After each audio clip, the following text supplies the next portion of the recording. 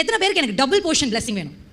ஆமென். கை உயர்த்த நீங்கள் எல்லாருமே என் கூட சேர்ந்து யோபு 31 அதிகாரத்துக்கு நேராக உங்கள் கவனத்தை திருப்பி பாருங்களேன். என் கூட சேர்ந்து வாசிங்களேன். யாராவது ஒருத்தர் வாசிக்கலாமா? யோபு 31 அதிகாரம் 1ஆம் வசனம். யோபு ஒரு விஷயத்தை சொல்றாரு. என்ன சொல்றாருன்னா, என் கண்களோடு உடன்படிக்கை பண்ணின நான். ஹல்லேலூயா. யோபு ஒரு உடன்படிக்கை பண்றார். ஒருத்தருக்கு ஒருத்தர் கல்யாணத்தில் உடன்படிக்கை பண்ணுவாங்க.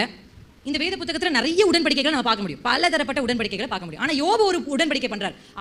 அவருக்கு ஒரு உடன்படிக்கை பண்ணிக்கிறார். ஹல்லேலூயா. அதான் இன்னைக்கு நான் உங்களே பேசிட்டு இருக்கேன். நீங்களே உங்களோடு ஒரு சில டிசிஷன்ஸை எடுங்க.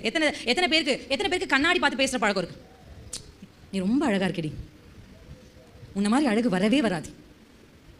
ஹேர் ஸ்டைல் பாரு பயங்கரமா இருக்கு, என் வயசுல அவங்க சொட்டை வந்துருச்சானா எனக்கு முடிப்பாரு. கண்ணாடி பார்த்து நம்ம மனசு எவ்வளோ பேசுது. ஆனா நம்ம தாவீதை எடுத்துக்கிட்டீங்கன்னு வச்சுக்கோங்களேன், நிறைய தாவீது என்ன பண்ணிருக்காருன்னா அவர்கிட்டே பேசியிருக்காரு. ஆமா தானே? சங்கீதத்துல எஸ் ஓ நோ? என் ஆத்துமாவே பேசாரா இல்லையா? நீ கர்த்தரை ஸ்தோத்திரி, என் ஆத்துமாவே நீ கர்த்தரை துதி. அவருக்குள்ள பேசிப்பார். ரொம்ப நல்ல விஷயம் என்னன்னா நம்மளே நமக்குள்ள பேசிக்கிறது. அதுக்கு